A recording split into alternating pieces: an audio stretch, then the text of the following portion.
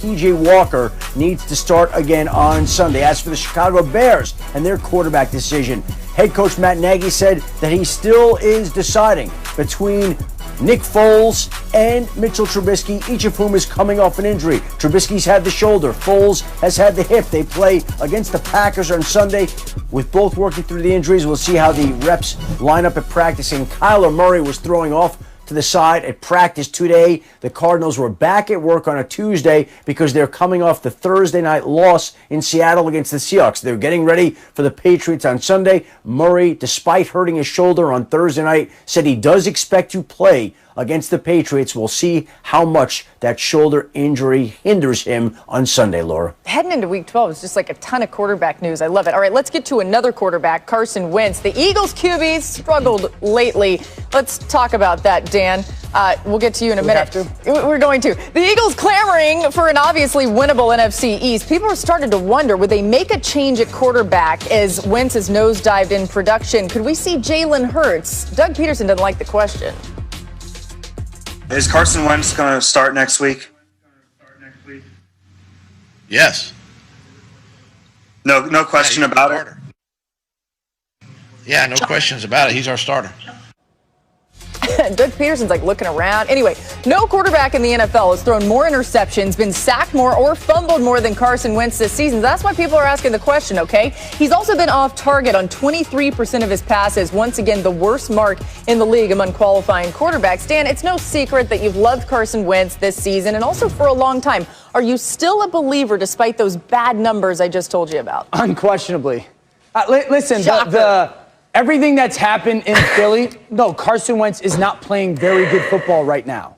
But there's a lot of things around him that are factoring into that. It's not all on just the quarterback. We need to make sure that everyone realizes that the play of the quarterback is connected, in tune with everybody else. This is the pick six, okay?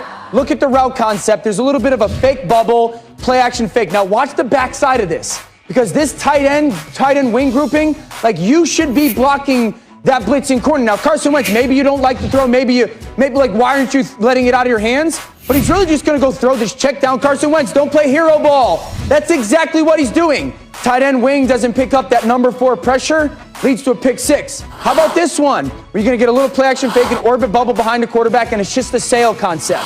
And you're going to get a looping defensive end. Now, first of all, offensive line, get that looping defensive end so he's not in my face. I got to make the decision now, but I see Greg Ward is going to run that corner up, and I want to hold him up because that flat defender's got his shoulder square to me. I want to throw it right on his back shoulder. See it the same way as me, receiver. I'm going to let it go because I have to. Looper's in my face. Greg Ward keeps running to the sideline, almost an interception. Everyone goes, well, Carson Wentz stinks at quarterback. So listen, he has to become better. Yes, he has not played well this year.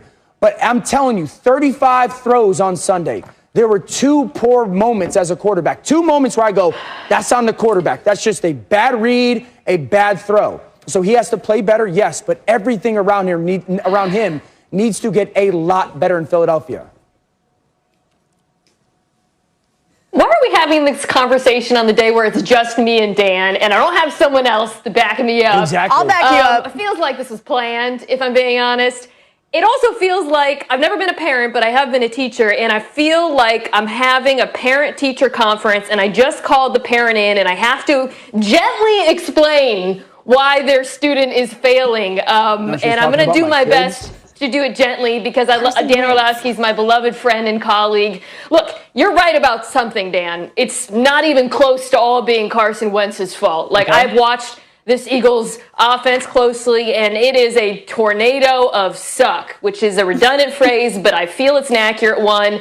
The play calling stinks. The protection stinks. Obviously, he's got a lack of weapons, but he makes it so much worse, and this safety is a good example of why. First of all, the fact that they're even here in this situation, they ran 2 stupid run plays on 1st and 2nd down. Jason Peters struggled terribly all game. Olivier Vernon just falls into his lap, didn't get help.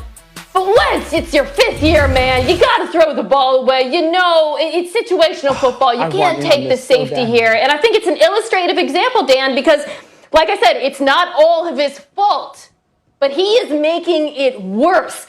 Wentz has 33 sacks. My friend Sheil Kapadia tweeted this, where he's held on to the football for 4 seconds or longer.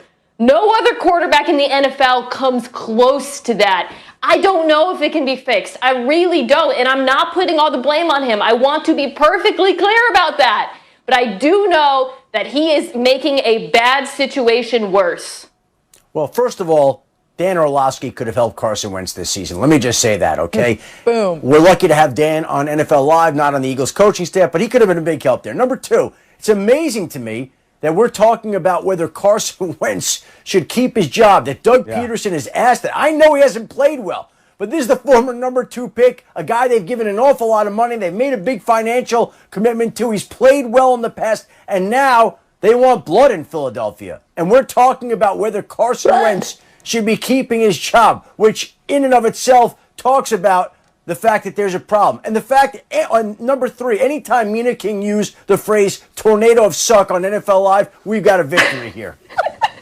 Michelle, give me 30 seconds. Shefty, thank you for those comments, but give me 30 seconds, Michelle, because I want people to understand the way I look at quarterbacks in the NFL right now is really 2 groups. You're either a thinker or you're a reactor, okay? Like, the thinkers are Tom Brady's and Drew Brees', where they think their way both pre and post snap through the football game. And then there's the reactors, Josh Allen, Lamar Jackson, Patrick Mahomes. But Patrick Mahomes he's both. He's a both guy. Now, Carson Wentz, I think, is a both guy. Thinker really before the snap, reactor after the snap. They need in Philly to make sure that when he is in the reacting phase, that they let him play ball. They got to let him play ball. But when he's in the thinking phase, there needs to be a clarity with his thought process. Carson, on 3rd and 3, when we motion Alshon Jeffrey over and he's got a quick out, I need to know why you did not look there. And that's fair. And Gary Kubiak used to do that all the time with us. Give me your thought process on every read in situational football. And that needs to happen in Philly. But Carson Wentz is definitely fixable. Yeah, you know, Dan, your definition of 30 seconds is different than Michelle's. And for those wondering who